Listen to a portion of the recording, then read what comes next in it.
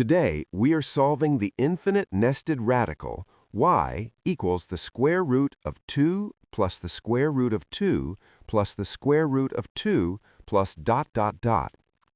Because the pattern is infinite, the expression inside the first radical is also y.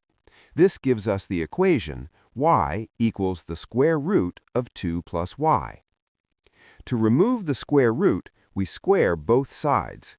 Y squared equals 2 plus y. Then we get here, y squared equals 2 plus y. Next, rearrange the terms into a quadratic equation. Y squared minus y minus 2 equals 0. Now we factor the quadratic. Y minus 2 times y plus 1 equals 0. This gives two possible values, y equals 2 or y equals -1.